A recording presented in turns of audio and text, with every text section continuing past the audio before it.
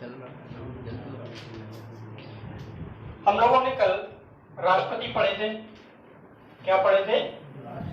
राष्ट्रपति, प्रेसिडेंट। क्या पढ़े थे? प्रेसिडेंट पढ़े थे। प्रेसिडेंट के बारे में हमने चर्चा की थी। लेकिन आज इसमें उप राष्ट्रपति पढ़ेंगे हम लोग। इसमें लगा देंगे 22 प्रेसिडेंट। ठीक है। 22 का मतलब ये 22 नहीं है। 22 का मतलब क्या है? उप। एक तो ये 22 होता है, दूसरा क्या है? 22 होता है उप वाला। चलिए, अगर हम बात करें तो थोड़ा सा कल का रिकैप कर लेते हैं हम लोग। प्रेसिडेंट क्या है? हमारे संविधान के अनुच्छेद 52 में ये कहा गया है कि भारत का एक कार्यकारी प्रमुख राष्ट्रपति होगा। कौन होगा? राष्ट्रपति। तो राष्ट्रपति कौन से अनुच्छेद में? 52 में दिए गए हैं। किसमें? 52 में। दूसरी बात यह है कि इसकी अगर अर्हता मानेंगे, अर्हता क्या है, राष्ट्रपति बनना है आपको अगर, तो उसमें क्या क्या चाहिए आपके लिए? पहला तो ये है कि भारत का नागरिक होना चाहिए। साथ में 35 वर्ष की उम्र आपकी कंप्लीट हो जानी चाहिए।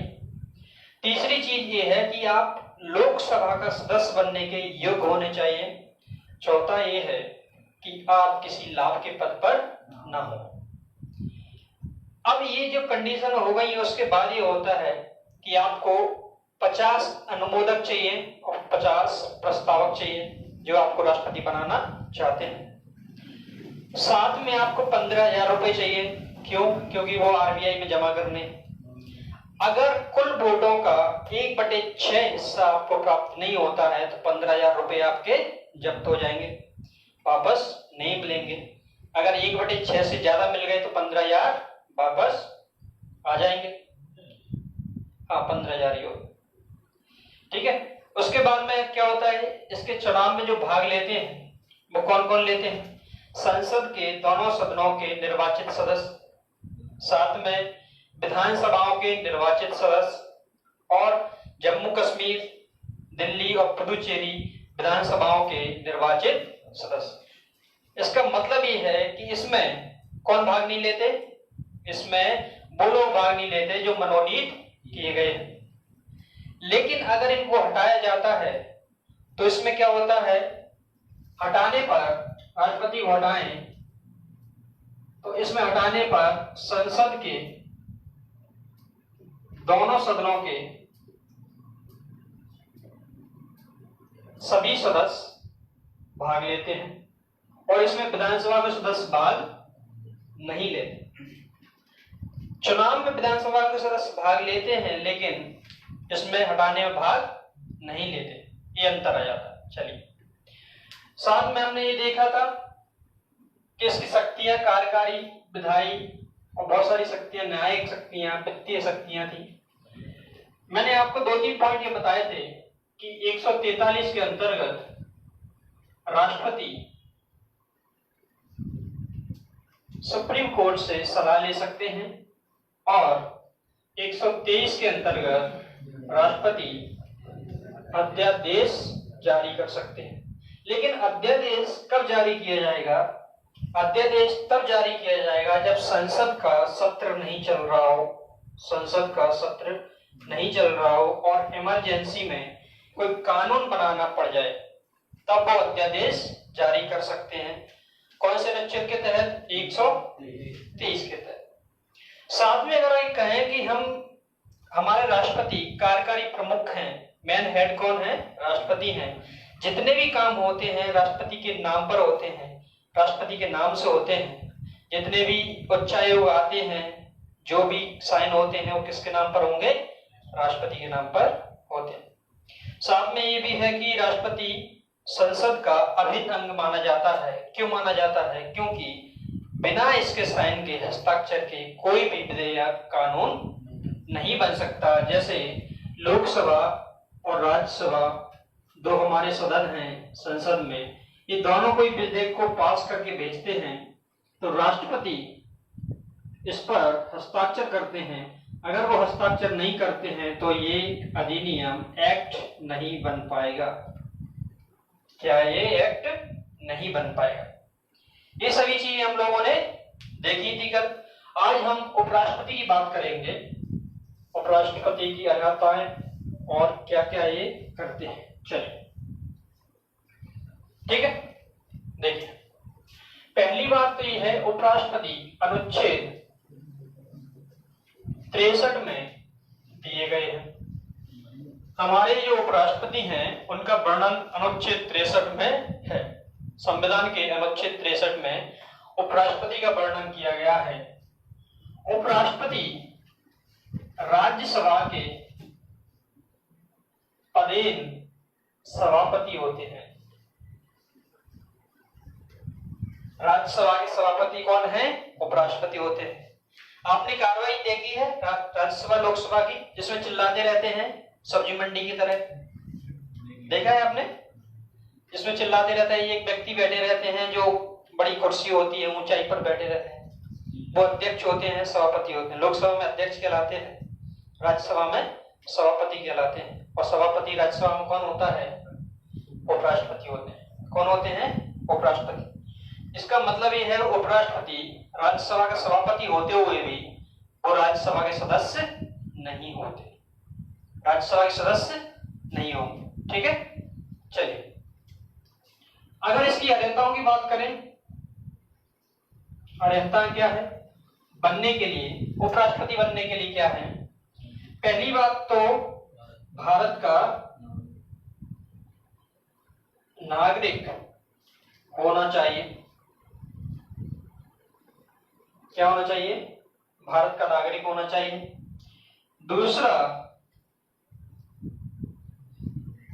इनकी उम्र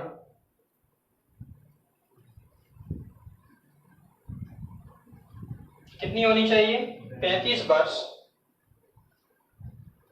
पूर्ण हो। आप लोगों में से कोई राष्ट्रपति बन सकता है अभी? 35 साल के नहीं हो। तीसरा, ये राज्यसभा का सदस्य बनने के योग्य हो। सदस्य होने नहीं चाहिए, योग्य होने चाहिए। राज्यसभा का सदस्य बनने के योग्य होना चाहिए, उसका सदस्य होना नहीं है। उसका सदस्य अगर होंगे तो वो उससे इस्तीफा देना पड़ेगा। चौथा, लाभ के पद पर नहीं हो। क्या हो? लाभ के पद पर नहीं हो। ठीक है, तो ये क्या है? अर्हताएं हैं, एलिजिबिलिटीज हैं। अगर आपको राष्ट्रपति बनना है, उपराष्ट्रपति, तो आपको भारत का नागरिक होना चाहिए, जो कि हम लोग हैं। आपकी उम्र 35 वर्ष होनी चाहिए। इसका मतलब कुछ सालों बाद हम राष्ट्रपति का चुनाव लड़ सकते हैं। अच्छा, उम्र का बड़ा चक्कर पड़ता है। कई बार ये कहते हैं कि आपकी उम्र बताइए कितनी उम्र। कई सारे लोग छुपाते हैं उम्र को, होता है ना। खासकर अगर महिलाओं से पूछे, फीमेल से, तो वो लोग उम्र नहीं बताते। उनसे पूछना भी गलत है। लेकिन हम लोग अगर बात करें तो कई सारे लड़के या लोग भी क्या है, उम्र को बताने में हिचकिचाते हैं। अगर आपको नहीं बताना तो ये कह सकते हैं कि हमारी उम्र है कितनी है? 18 प्लस। गलत बताया क्या? नहीं बताया, आंसर तो सही है। लेकिन 18 प्लस में कितना है? इसमें 20 जोड़ दो या फिर 80 जोड़ दो, अपने हिसाब से जोड़ लेगा आदमी। अगर कभी ऐसा आ जाए मौका तो आप कह सकते हैं कि ये क्या है? 18 प्लस। चलिए, तो हमारी उम्र कितनी होनी चाहिए? 35 वर्ष। राज्यसभा का सदस्य बनने के योग्य होना चाहिए, मतलब राज्यसभा का सदस्य वो बन सकता हो और किसी लाभ के पद पर नहीं होना चाहिए। अब इसको बनाने के लिए 20 अनुमोदक एवं 20 प्रस्तावक होने चाहिए।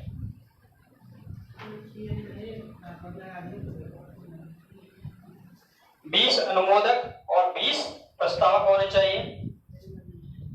पैसे वही जमा करने हैं 15,000 रुपए आरबीआई में जमा करने हैं।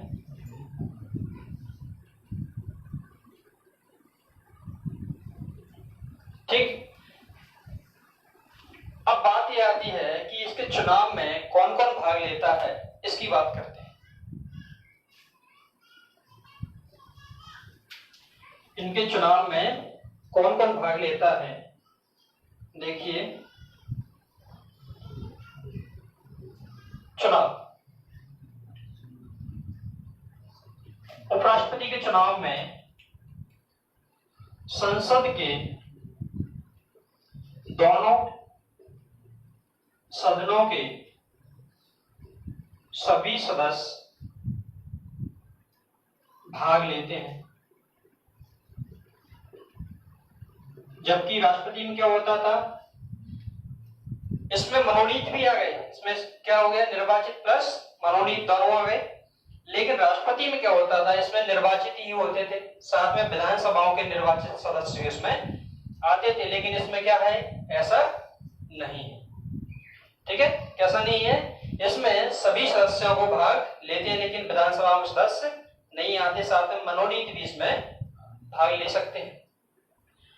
अच्छा, उपराष्ट्रपति का जो पद है वो कैसे रिक्त हो सकता है, खाली कैसे हो सकता है? या तो मृत्यु हो जाए, रिक्त पद कैसे होगा, मृत्यु होने पर। कैसे हो सकता है, राइट? अगर इनको लगे कि मुझे त्याग पत्र देना है तो राष्ट्रपति को त्याग पत्र सौंपकर, अगर इनको दिवालिया घोषित कर दिया है तो भी हो सकता है। और तीसरा है इंपॉर्टेंट, अगर संविधान का उल्लंघन किया है, संविधान का उल्लंघन करने पर, अभी अभी कुछ दिन पहले एक डेट निकली है जिसका नाम है 5 सितंबर, शिक्षक दिवस।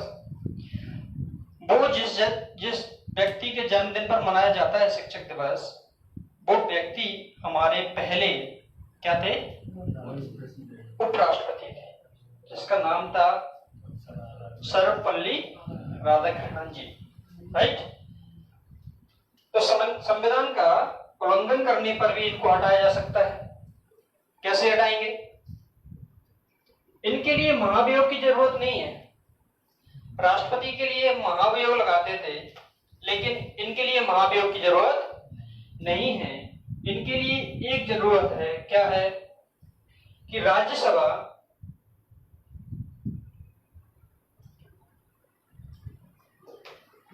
साधारण बहुमत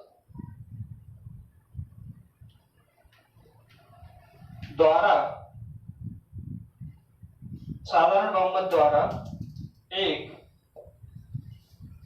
संकल्प पारित करके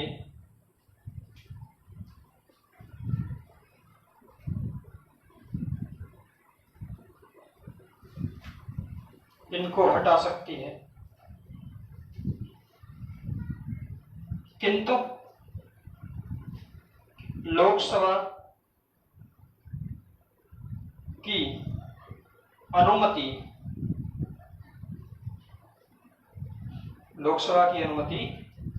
आवश्यक है। जो संकल्प पारित करेंगे उसमें लोकसभा द्वारा भी अनुमति प्राप्त होनी चाहिए कि लोकसभा कह दे कि हाँ ठीक है आप कर सकते हैं। ठीक है, तो सामान्य बहुमत के द्वारा हो जाता है। बहुमत दो प्रकार के होते हैं बेसिकली, एक होता है विशेष बहुमत और एक होता है साधारण बहुमत। इन दोनों चीजों में अंतर क्या है मैं आप लोगों को बताता हूं। साधारण बहुमत और विशेष बहुमत, देखिए साधारण बहुमत का मतलब है कि 20 लोग बैठे हैं, 20 लोगों में से सबने वोट डाले 20 के 20 ने, अगर 20 में से 10 से ज्यादा हो गए 50% प्लस 1 तो वो साधारण बहुमत हो गया। समझ आया कुछ? मतलब 50% से अधिक लोगों ने वोट डाल दिया जिसके पक्ष में, वो क्या है, उधर बहुमत हो गया। बहुमत का मतलब होता है, बहु मतलब अधिक और मत मतलब वोट।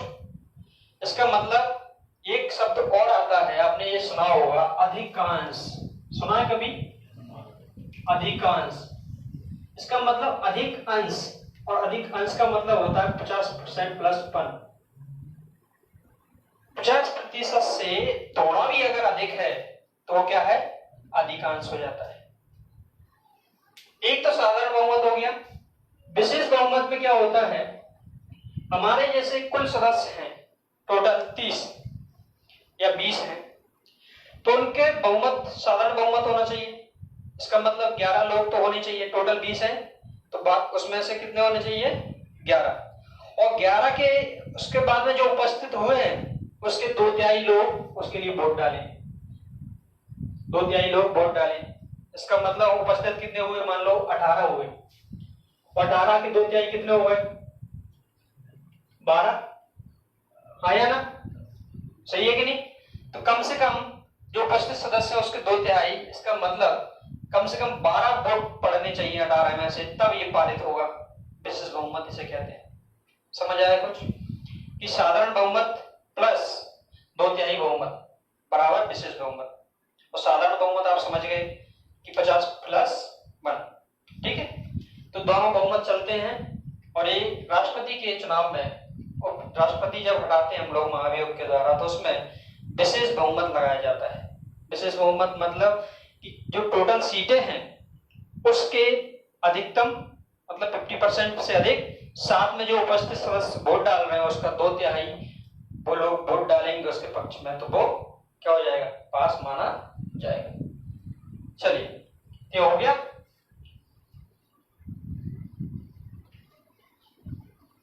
ठीक है, इसमें एक चीज और है, अगर राष्ट्रपति की मृत्यु हो जाए या कुछ भी हो जाए, राष्ट्रपति का पद रिक्त हो जाए, खाली हो जाए, तो उपराष्ट्रपति कार्यवाहक राष्ट्रपति के रूप में कार्य करता है। राष्ट्रपति का पद रिक्त होने की स्थिति में, रिक्त होने की स्थिति में उपराष्ट्रपति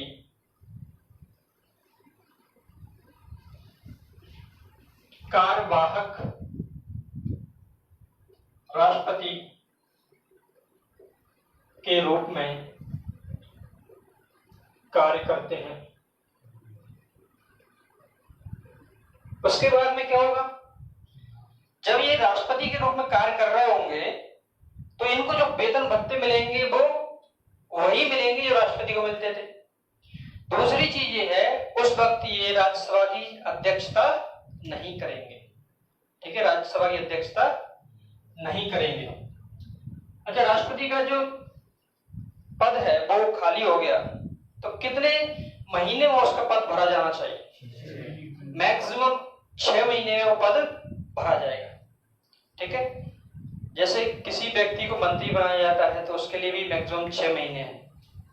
नॉर्मल व्यक्ति को बना दिया जो सदन का सदस्य नहीं है तो उसको 6 महीने के अंदर सदन का सदस्य बनना पड़ेगा। अगर वो सदन का सदस्य नहीं बनता है तो उस मंत्री पद से हट जाएंगे। जैसे हमारे अभी मंत्री साहब है ना, सुरेश राठखेड़ा हैं, वो मंत्री साहब अभी विधायक नहीं है, राइट। अगर वो जीतते हैं तो क्या है, वो मंत्री बने रहेंगे। अगर वो हार जाते हैं उपचुनाव में तो उनको क्या करना पड़ेगा, मंत्री पद से इस्तीफा देना पड़ेगा। क्यों देना पड़ेगा? क्योंकि 6 महीने जैसे ही पूरे होंगे वो अपने आप ही बर्खास्त हो जाएंगे। संविधान में ये व्यवस्था है, इसलिए विधानसभा का सदस्य उनको बनना ही पड़ेगा। अधिकतम कितने महीने तक हो सकता है कोई व्यक्ति? 6 महीने तक मंत्री बन सकता है, चाहे वो प्रधानमंत्री हो, कैसा भी मंत्री हो, मैक्सिमम 6 मंथ। ठीक है, चलिए ये तो हो गया। इसमें ज्यादा कुछ पढ़ने की जरूरत नहीं है। राष्ट्रपति क्या? हाँ, उपराष्ट्रपति खत्म हो गया तो उनका चुनाव होगा, कार्यवाहक राष्ट्रपति चुनते हैं। भाई साहब उपाध्यक्ष होते हैं, राज्यसभा में उपाध्यक्ष भी चुने जाते हैं। संसद जब आएगी तो मैं आपको बताऊंगा कि कैसे कैसे कार्य होते हैं, ठीक है। जब भी जैसे ये उपराष्ट्रपति राष्ट्रपति के रूप में कार्य कर रहे होते हैं, उस वक्त उपाध्यक्ष उसका कार्य करेंगे। किसका? सभापति का, ठीक है। अगर ये उपराष्ट्रपति कहीं चले जाते हैं, बाहर घूमने चले गए, जैसे किसी टूर पर गए हैं, सरकार की तरफ से भेजे गए हैं, तो वो उपस्थित नहीं होते। उस वक्त क्या है, उपाध्यक्ष बैठते हैं। आपने देखा होगा, अगर आपने कभी मीटिंग देखी हो, तो जरूरी नहीं है कि उपराष्ट्रपति ही उस पर बैठे हो, उपाध्यक्ष बैठते हैं। अगर उपाध्यक्ष भी नहीं है तो राष्ट्रपति जो सभापति है, तो सभापति की तालिका बनती है, 10 लोग चुने जाते हैं, उसमें 10 लोगों में से कोई व्यक्ति उसकी अध्यक्षता करेगा, तो वो सभापति तालिका होती है। अगर अध्यक्ष नहीं है, उपाध्यक्ष नहीं है, दोनों ही नहीं है, तो उस तालिका में से कोई ना कोई व्यक्ति उसकी अध्यक्षता करेगा सदन की, क्योंकि बिना अध्यक्ष के तो सदन चल ही नहीं सकता। क्योंकि ऐसे कौन करेगा फिर? शांत हो जाइए, एक चाहिए ना व्यक्ति, शांत हो जाइए। शांत होने का मतलब है परमिशन देने वाला व्यक्ति होना चाहिए, राइट। और अध्यक्ष का पद खाली हो नहीं सकता। क्यों? कार्रवाई करवाने के लिए अध्यक्ष ही डिसाइड करता है, सभापति ही डिसाइड करता है। जब तक सदन में 10% लोग नहीं आते तब तक कार्रवाई शुरू नहीं हो सकती। जैसे हमारी राज्यसभा की 250 सीटें टोटल और 245 भरी जाती है, ठीक है। इसका 10% कितना हो गया? 24.5, मतलब 25 लोग हो गए, ठीक है।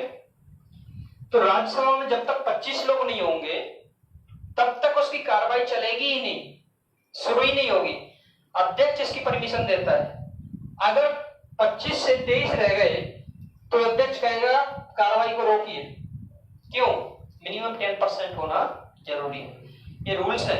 और ये संसद में आगे हमारे लिए आएंगे, ठीक है। मेरे करण अर्जुन जरूर आएंगे, संसद भी आएंगे, कोई दिक्कत नहीं। चलिए बात करते हैं मंत्रिपरिषद की।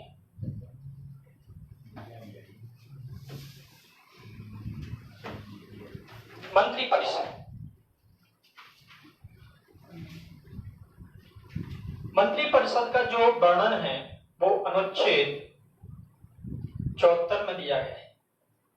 इसमें ये कहा गया है कि एक मंत्रिपरिषद होगी जिसका प्रमुख कौन होगा? प्रधानमंत्री होगा। क्या है? राष्ट्रपति को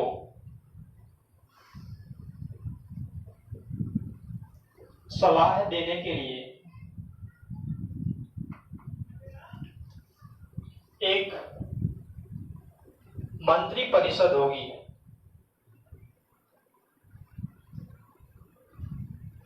जिसका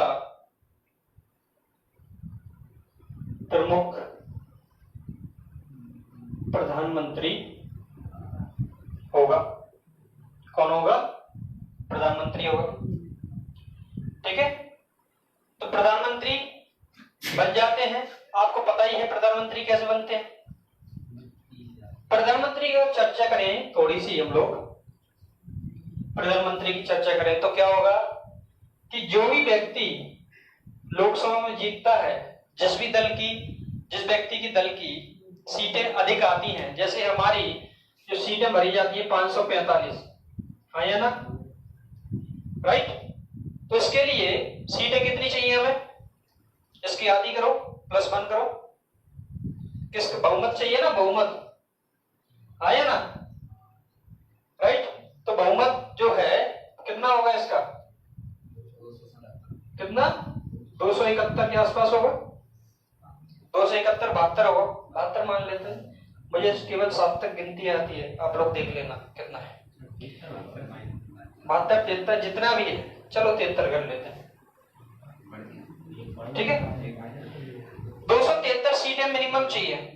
किसके लिए चाहिए? हमें सरकार बनाने के लिए। अगर उस व्यक्ति की 273 सीटें आ गई, जैसे हमारे मोदी साहब की जो पार्टी है भारतीय जनता पार्टी, इस बार 19 के चुनाव में उनको विशाल बहुमत मिला, 300 से अधिक सीटें मिली, 303 के आसपास, राइट। 330 मिली, इसका मतलब इससे ज्यादा हो गया। तो राष्ट्रपति बहुमत दल के नेता को क्या चुनते हैं? प्रधानमंत्री चुनते हैं, ठीक है। चुनते नहीं मतलब नियुक्त किया जाता है। इसका मतलब ये है कि राष्ट्रपति के द्वारा, हम ये कह सकते हैं, राष्ट्रपति के द्वारा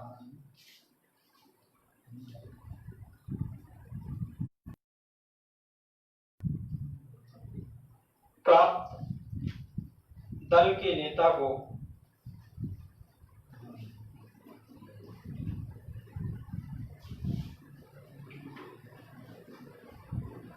प्रधानमंत्री नियुक्त किया जाता है।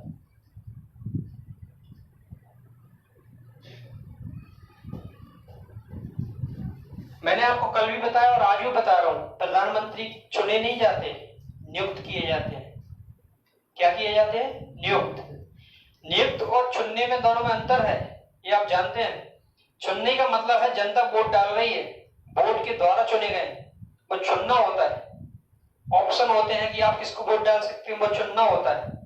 2 ऑप्शन होंगे, इनमें चुनना है हमें, चॉइस। नियुक्ति में क्या होता है? फोर्स किया जाता है कि मैंने तुम्हें ये बना दिया, अब तुम ये रहोगे, होता है ना। तो नियुक्त किया जाता है। क्या किया जाता है? नियुक्त किया जाता है। कौन करता है? राष्ट्रपति। लेकिन राष्ट्रपति अपनी मर्जी से नहीं कर सकता, उसको ये देखना पड़ेगा कि बहुमत किसको प्राप्त है। उसी व्यक्ति को क्या करेंगे? वो प्रधानमंत्री नियुक्त करेंगे। जैसे हमारे मोदी साहब प्रधानमंत्री बन गए क्योंकि उनको बहुमत प्राप्त था, 303 सीटें जीत ली थी, इसलिए बहुमत के द्वारा वो प्रधानमंत्री नियुक्त किए गए।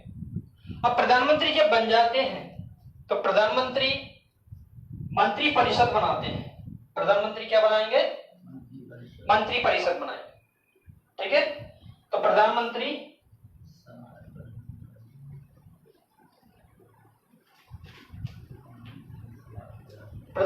की सलाह पर राष्ट्रपति अन्य मंत्रियों को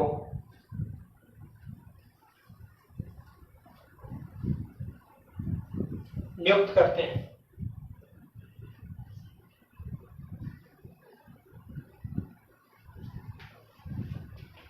प्रधानमंत्री कहेंगे तभी तो मंत्री बनेंगे कि नहीं बनेंगे? हाँ या ना? प्रधानमंत्री कहेंगे कि इसको ये बना दो, होम मिनिस्टर बना दो, तो राष्ट्रपति साहब कहेंगे ठीक है भैया, आप होम मिनिस्टर। जैसे अमित शाह जी जो होम मिनिस्टर है हमारे, तो किसने बनाया? मोदी साहब ने कहा होगा तभी तो, हाँ या ना? तो हमारे प्रधानमंत्री सिफारिश करते हैं कि ऐसा करो, इनको ये बना दो, उनको ये बना दो। तो प्रधानमंत्री बेसिकली विभागों को बंटवारा करता है और प्रधानमंत्री की सिफारिश पर ही मंत्रियों की नियुक्ति की जाती है। किसके द्वारा? राष्ट्रपति के द्वारा, ठीक है। इसका मतलब ये है कि प्रधानमंत्री को नियुक्त कौन कर रहा है? राष्ट्रपति कर रहा है। और राष्ट्रपति की जो अन्य मंत्री हैं उनकी नियुक्ति कौन कर रहा है? राष्ट्रपति कर रहा है। लेकिन सिफारिश पर किसकी? प्रधानमंत्री की। तो मैन कौन हो गया? प्रधानमंत्री। मंत्री परिषद में मैन कौन हुआ? प्रधानमंत्री। अगर राष्ट्रपति नियुक्त कर रहा है तो इनका कार्यकाल निश्चित हुआ क्या? निश्चित नहीं है। जब तक बहुमत है तब तक कार्यकाल चलेगा। जिस दिन सरकार का बहुमत खत्म उस दिन सरकार गई। सरकार गई इसका मतलब प्रधानमंत्री को इस्तीफा देना पड़ेगा। तो प्रधानमंत्री को इस्तीफा देना पड़ेगा, इसका मतलब कार्यकाल इनका अनिश्चित होता है। अनिश्चित का मतलब ये है कि राष्ट्रपति के प्रसाद पर्यंत ये पद धारण करते हैं, ठीक है। राष्ट्रपति इनको हटा देगा कि नहीं हटा देगा जब इनका बहुमत खत्म हो जाएगा तो, हाँ या ना? चलिए, तो इसका मतलब ये कहेंगे कि प्रधानमंत्री एवं अन्य मंत्री अथवा मंत्री परिषद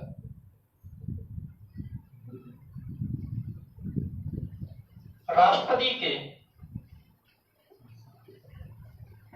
प्रसाद पर्यंत अपना पद धारण करते हैं। फिर 7 पर्यंत मतलब जब तक बहुमत है, राष्ट्रपति की मर्जी से वो चल रहा है, बहुमत खत्म उस दिन राष्ट्रपति को हटा देंगे इनको। फिर 7 पर्यंत अपना पद धारण करते हैं। दूसरी चीज, अगर मंत्रिपरिषद बन गई है तो मंत्रिपरिषद में ये होगा कि मंत्रिपरिषद पूरी सामूहिक रूप से लोकसभा के प्रति जिम्मेदार होती है, क्योंकि मंत्रिपरिषद में जो मंत्री बनाए जाते हैं वो मुख्य रूप से लोकसभा से होते हैं। अधिकतर मंत्री कहां से होते हैं? लोकसभा से। क्यों? भारत में संसदीय प्रणाली है और हम लोग जिनको चुन के भेजते हैं वो निम्न सदन अर्थात लोकसभा में पहुंचते हैं। जो हमारे सांसद हैं जो डायरेक्ट चुने जाते हैं, इसलिए डायरेक्टली जो प्रतिनिधित्व करते हैं वो कौन है? लोकसभा में है। इसलिए मंत्रिपरिषद सामूहिक रूप से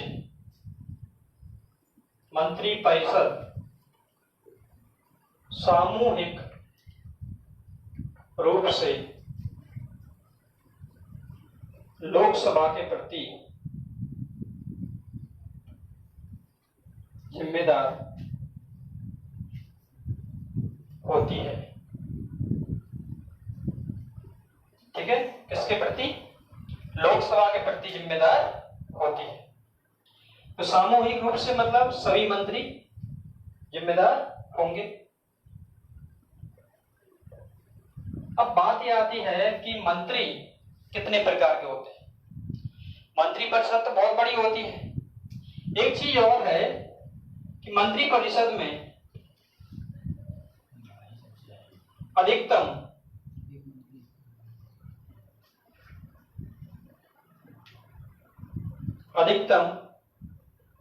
15% सदस्य मंत्री होंगे। इसका मतलब जो हमारी कुल संख्या है उसके अधिकतम कितने परसेंट हो सकते हैं? 15% सदस्य मंत्री बन सकते हैं, इससे अधिक नहीं बन सकते। ठीक है, अब बात यह आती है कि मंत्रिपरिषद जो होती है उसमें कितने प्रकार के मंत्री होते हैं। तो बेसिकली इसमें होते हैं 3 प्रकार के मंत्री। कितने प्रकार के? 3 प्रकार के। तो मंत्रिपरिषद में 3 प्रकार के मंत्री होते हैं। कौन कौन से होते हैं देखिए। एक होता है कैबिनेट मंत्री। कैबिनेट मंत्री होते हैं। दूसरे होते हैं राज्य मंत्री।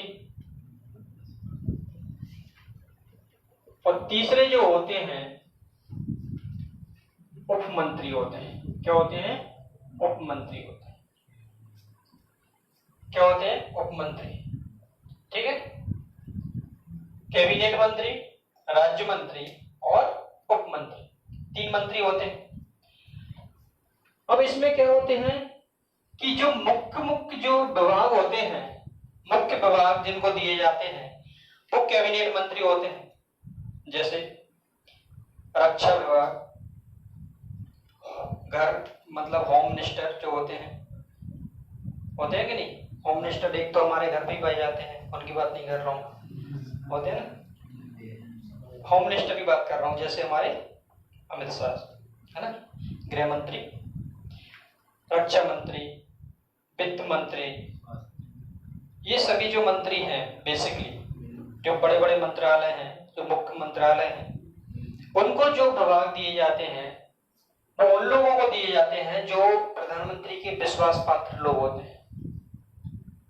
कौन होते हैं? विश्वास पात्र मतलब घनिष्ठ होते हैं, जो प्रधानमंत्री के लगभग बराबर दर्जा रखते हैं दल में, पार्टी में। तो उन मंत्रियों को कैबिनेट मंत्री बनाया जाता है। तो कैबिनेट मंत्री क्या है? कैबिनेट मंत्री वो हैं जिनको मुख्य विभाग दिए जाते हैं, जैसे गृह विभाग, रक्षा विभाग, वित्त विभाग, ये सभी गृह विभाग दिए जाते हैं। वो सभी क्या है? कैबिनेट मंत्री कहलाएंगे। अब राज्य मंत्री ये हैं कि इन विभागों में भी क्या होते हैं? पार्ट होते हैं। जैसे रक्षा विभाग में भी पार्ट होंगे, गृह विभाग में भी पार्ट होते हैं, अलग अलग क्षेत्रों को देखने के लिए। तो राज्य मंत्री को या तो स्वतंत्र प्रभार दे दिया जाता है कि उसके जो पार्ट हैं उसमें से एक पार्ट पकड़ा दिया, इस राज्य मंत्री बना दिए, दूसरे को दूसरा, ठीक है। तो पार्ट के द्वारा स्वतंत्र प्रभार दे दिया जाता है राज्य मंत्री, या फिर कैबिनेट मंत्रियों की सहायता के लिए इनको राज्य मंत्री का पद दिया जाता है कि आप कैबिनेट मंत्रियों की सहायता करेंगे। कैसे करेंगे? उन्होंने कहा कि इस मुद्दे पर हमें फाइल चाहिए, तो फाइल मंगवाइए और इसमें क्या हो सकता है सलाह मशवरा करके आइए, तो राज्य मंत्री साहब कर देंगे सहायता करने के लिए। उप मंत्री जो होते हैं वो इन दोनों मंत्रियों की सहायता के लिए ही बनाए जाते हैं, दोनों मंत्रियों की सहायता के लिए ही बनाए जाते हैं। अब बात यह आती है कैबिनेट मंत्री एक छोटा सा होता है। क्या होता है? छोटा सा होता है। इसका मतलब जो मुख्य मंत्री होते हैं वो छोटे से ही रहेंगे, जैसे रेल मंत्रालय है, वित्त विभाग है, रक्षा है, कम लोग होते हैं, 10 से 15 लोग या 15 से 20 लोग होते हैं। इसमें कितने होते हैं? 15 से 20 लोग होते हैं। और इसमें जो होते हैं 60 से 70 लोग होते हैं पूरी केंद्रीय मंत्री परिषद में, और कैबिनेट मंत्री में 15 से 20 लोग होते हैं। इसका मतलब मंत्री परिषद का हिस्सा क्या है? कैबिनेट मंत्री है। हाँ या? अगर हम एक डायग्राम बनाए, आप लोगों ने अगर रीडिंग पढ़ी हो, वेन डायग्राम पढ़ा हो, तो हम इसको ऐसे कर सकते हैं कि नहीं? ये क्या हो गई? कैबिनेट मंत्री। हाँ या? और ये क्या हो गया? मंत्री परिषद। कर सकते हैं कि नहीं? पढ़ा है वेन डायग्राम, क्योंकि ये पूरे का हिस्सा क्या है? कैबिनेट है। हाँ या ना? हिस्सा ही है ना, तो इसके अंदर आ जाएगा। फैक्ट है कि नहीं? जो मेन लोग हैं वो इस गोली में हमने बंद कर दिए, उस पूरे में से उठा के। आप लोग सब बैठे, इनमें से कुछ लोगों को मैं कहूंगी आप ये चुन के रुक जाइए पीछे, मुझे बात करनी है आप लोगों से। कुछ कमजोर बच्चे हैं मान लो किसी भी क्लास में, और टीचर ने कहा कि आप कमजोर हैं तो आपको मैं एक एडवाइस दूंगा, तो रुक जाना बाद में। तो क्या है? चुन लिया। उसका मतलब कैबिनेट क्या है? एक महत्वपूर्ण मंत्री होते हैं, ठीक है, मुख्य मंत्री होते हैं। और मंत्री परिषद जो होती है वो सभी होते हैं। कैबिनेट महत्वपूर्ण इसलिए भी है क्योंकि जितने भी फैसले लेते हैं सरकार के, कैबिनेट मंत्री ही लेते हैं, और मंत्री परिषद पूरी उसको लागू करती है। सबसे इंपॉर्टेंट चीज ये है कि हर सप्ताह कैबिनेट मंत्री क्या करते हैं? बैठक करते हैं। पूरी मंत्री परिषद बैठक नहीं करती, कैबिनेट मंत्री ही एक साथ इकट्ठे होते हैं, 15-20 लोग इकट्ठे होते हैं प्रधानमंत्री की अध्यक्षता में, और वो पॉलिसी बनाते हैं, कानून बनाते हैं, और उनको लागू कौन करता है? पूरी मंत्री परिषद लागू करती है। कौन करेगा लागू? मंत्री परिषद। समझ आ रहा है? कौन करेगा लागू? मंत्री परिषद के द्वारा। इसलिए हम ये कह सकते हैं कैबिनेट मंत्री जो है वो बहुत महत्वपूर्ण हिस्सा है हमारे मंत्री परिषद का।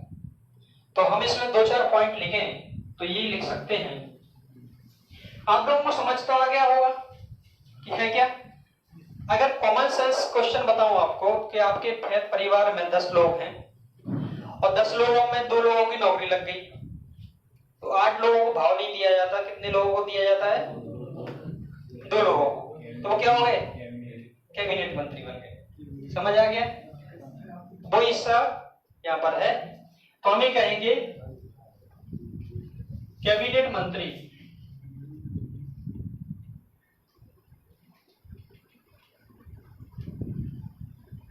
कैबिनेट मंत्रियों को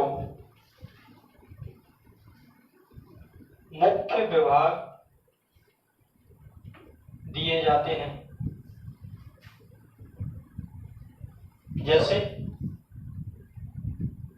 गृह मंत्री, रक्षा मंत्री, वित्त मंत्री, रेल मंत्री,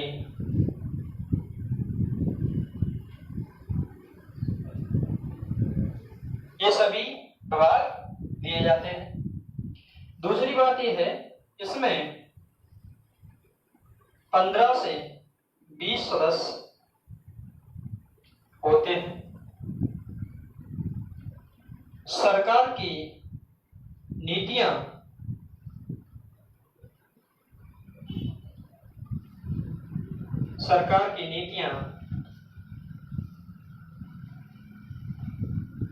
इनके द्वारा बनाई जाती हैं। किनके द्वारा? कैबिनेट मंत्रियों के द्वारा सरकार की नीतियां बनाई जाती हैं। मंत्रिपरिषद का ये मुख्य भाग है। मंत्रिपरिषद का यह मुख्य भाग है।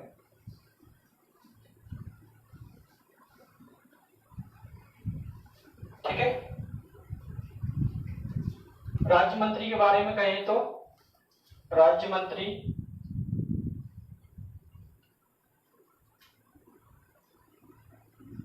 कैबिनेट मंत्रियों की सहायता अथवा स्वतंत्र प्रभार भी दिया जाता है।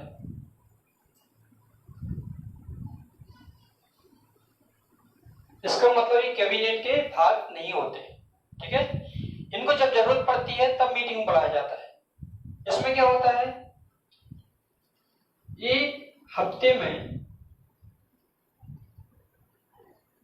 एक बार जरूर बैठक करते हैं। कौन करते हैं? कैबिनेट। हफ्ते में एक बार जरूर बैठक करते हैं, लेकिन इनको बैठक में शामिल नहीं किया जाता। इन दोनों को, इनको तभी बुलाया जाएगा जब जरूरत पड़ेगी। ठीक है। इसमें क्या है, कैबिनेट एवं राज्य मंत्रियों की सहायता के लिए बनाया जाता है।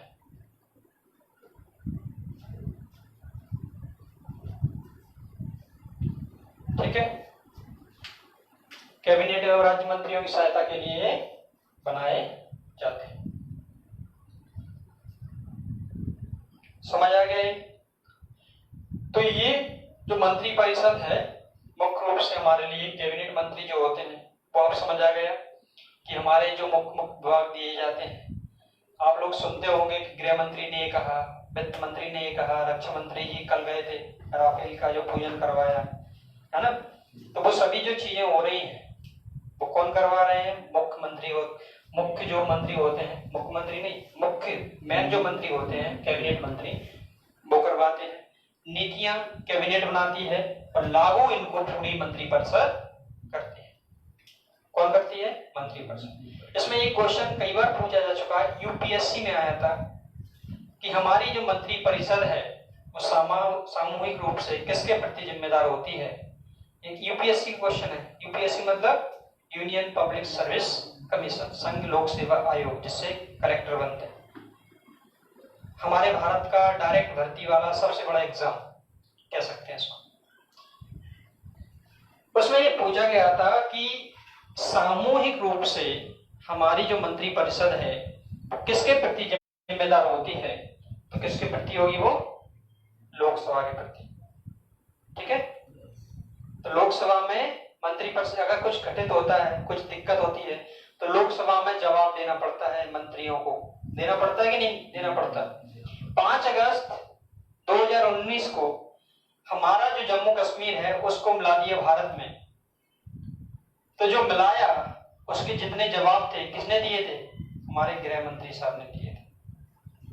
अगर आप उनकी स्पीच सुने तो उसमें आपको जिक्र मिलेगा। ठीक है ना। तो ये जो है कैबिनेट मंत्री बहुत महत्वपूर्ण है और कैबिनेट मंत्री ही फैसले लेते हैं और पूरी मंत्रिपरिषद इनको लागू करवाती है। ठीक है ना। तो मंत्रिपरिषद समझ आ गई। इसका हेड कौन होता है? प्रधानमंत्री होता है।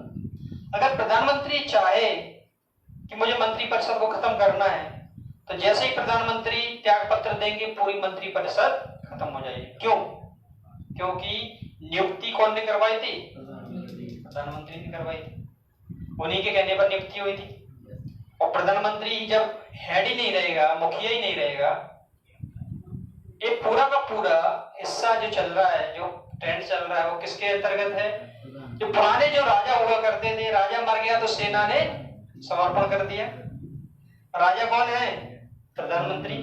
अगर प्रधानमंत्री ने त्याग पत्र दिया तो पूरी मंत्रिपरिषद अर्थात सेना समर्पित, खत्म। इसलिए और एक बात याद रखना कि प्रधानमंत्री की नियुक्ति की जाती है, उनको चुना नहीं जाता। ये बात याद रखना। इस बात कौन करता है? राष्ट्रपति करता है। मंत्रियों की नियुक्ति कौन करता है? राष्ट्रपति करता है। और इनका कोई निश्चित कार्यकाल नहीं होता। आप देखेंगे कई सारे मंत्रियों के विभागों को चेंज कर दिया जाता है, उनको हटा दिया जाता है, दूसरे। इसका मतलब किसके हाथ में रहता है? प्रधानमंत्री के हाथ में रहता है। वो सिफारिश करेंगे, उनको मंत्री बनाते हैं, उनको हटा देते हैं। अगर प्रधानमंत्री ने खुद ही अगर बहुमत खो दिया, मान लो सरकार ने, तो उसको खुद त्याग पत्र देना पड़ता है या उनको बर्खास्त कर दिया जाता है, जिसके बाद पूरी मंत्रिपरिषद ही खत्म हो जाती है। इस प्रकार सामूहिक रूप से जिम्मेदार, अगर कोई भी दिक्कत होती है तो मंत्रिपरिषद लोकसभा में क्या करेगी? उत्तर देगी कि ये प्रॉब्लम क्यों है। ठीक है, तो आज की क्लास हम यही खत्म करते हैं। कल हम संसद पढ़ेंगे, बहुत महत्वपूर्ण चैप्टर है। संसद के बारे में बात करेंगे, कितनी सीटें हैं, कैसे भरी जाती हैं, क्या क्या होता है, कैसे चुनाव होता है, ये सभी चीजें हम लोग कल करेंगे। याद रखना, साथ में अध्यक्ष, उपाध्यक्ष और अस्थायी अध्यक्ष कैसे बनते हैं, ये सभी चीजें भी हम लोग कल डिस्कस करेंगे। कोई भी दिक्कत हो, आप लोगों को कोई परेशानी हो तो आप कमेंट कर सकते हैं, मैसेज कर सकते हैं, फोन कर सकते हैं। उनका चुनाव होता है सर, राष्ट्रपति का चुनाव होता है, वो शपथ होती है। शपथ अलग चीज है। शपथ का तो मतलब ये है कि मैं संविधान के प्रति निष्ठा रखूंगा, मैं गलत कार्य नहीं करूंगा, संविधान के अनुसार कार्य करूंगा और अपने जो कार्य करेंगे दूसरे को नहीं बताऊंगा फालतू, जिससे हम जो हमारी इंफॉर्मेशन है दूसरे देश को मिल जाए, वो सभी शपथ होती है। लेकिन उसका चुनाव होता है, मैंने स्टार्टिंग में बताया था कि राष्ट्रपति के चुनाव में संसद के दोनों निर्वाचित सदस्य, दोनों सदनों के निर्वाचित सदस्य, मतलब लोकसभा और राज्यसभा दोनों सदन हैं, उसके निर्वाचित सदस्य, निर्वाचित मतलब जो चुने गए, जिनका चुनाव हुआ है, वो वोट डालेंगे। मनोनीत नहीं, निर्वाचित। ठीक है, साथ में विधानसभाओं के सभी निर्वाचित सदस्य भी उसमें वोट डालते हैं। लेकिन हटाने में दोनों ही सदनों के, जैसे लोकसभा राज्यसभा के सभी सदस्य वोट डालते हैं, तो उसको चुनते हैं। चुनने का मतलब होता है, मैंने आपको बताया था कि चुनने का मतलब क्या होता है? वोट डालना। अगर आप किसी को वोट डाल रहे हैं, इसका मतलब ये है कि एक से अधिक उम्मीदवार होंगे कि नहीं होंगे? हाँ या ना? राइट। तो आप इसमें से इसको डाल सकते हैं, इसको डाल सकते हैं, आपकी मर्जी है। तो यहाँ पर क्या हो रहा है? चुनाव हो रहा है। चुनाव का मतलब समझ आ गया? नियुक्ति का मतलब होता है कि मैंने इसको बना दिया, कोई ऑप्शन नहीं थे, कोई ऑप्शन नहीं है, सीधा बना दिया, इसका मतलब वो नियुक्ति होती है। और चुनने का मतलब क्या है? चुनाव होना। समझ आ गया? तो राष्ट्रपति का चुनाव होता है, नियुक्ति नहीं होती उसकी। ठीक, तो ये सभी चीजें हैं। और आप लोग लगातार जो भी प्रॉब्लम्स है वो आप लोग शेयर कर सकते हैं, मैसेज कर सकते हैं। ठीक है, तो हम लोग मिलते हैं कल। साथ में हमारे चैनल को, महिमा इंस्टीट्यूट शिवपुरी को यूट्यूब पर है, उसको लाइक सब्सक्राइब करिए। ठीक है, थैंक यू वेरी मच, धन्यवाद, शुभ रात्रि।